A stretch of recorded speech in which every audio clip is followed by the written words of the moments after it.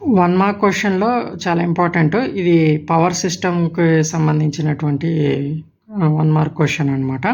So, చాలామంది 1 mark question అనంగానే chat జీపీటీలో search చేసి దాన్ని రాస్తా ఉంటారు. అదంత ప్రాపర్ అవుట్‌పుట్‌ని ఇవ్వదు.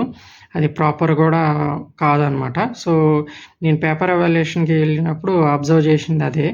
చాలామంది చాట్ జీపీటీ నుంచి తీసుకున్నటువంటి ఆన్సర్‌నే రాస్తున్నారు. అది ప్రాపర్ ఆన్సర్‌గా ఉండదు. అక్కడ మాకిచ్చేటువంటి కీ సెపరేట్‌గా ఉంటుంది.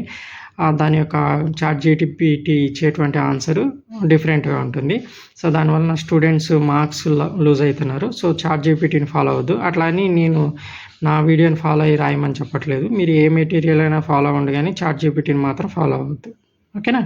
సో, ఫస్ట్ 1 మార్క్ క్వెషన్‌లో what is a conventional energy? Conventional energy అంటే ఏం లేదు.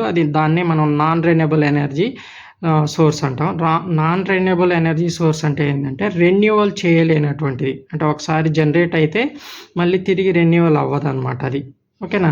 అది అక్కడ మనం లాస్ అయిపోతాం అనమాట. దాన్నే మనము కన్వెన్షనల్ ఎనర్జీ సోర్స్ అంటాం. సో, ఈ conventional energy source refers to A type of energy derived from resources that have been traditionally used or typically non-renewable.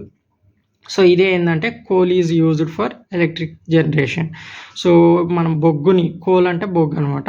బొగ్గుని use చేసి మనం ఏదైతే స్టీమ్ పవర్ జనరేషన్ చేస్తామో అది నాన్ రెన్యూవబుల్ ఎనర్జీ సోర్స్ అనమాట. ఒకసారి మనం ఆ కోల్ని యూజ్ చేసిన తర్వాత తిరిగి మళ్ళీ యూజ్ చేసి మళ్ళీ జనరేషన్ చేయలేమన్నమాట. ఓకేనా? ఆ కోల్ అనేటువంటిది లాస్ అయిపోతాం. అట్లాగే industrial process and oil and natural gases ఇవన్నీ కూడా నాన్ రెన్యూవబుల్ ఎనర్జీ సోర్స్ కిందకి వస్తాయన్నమాట. ఓకే.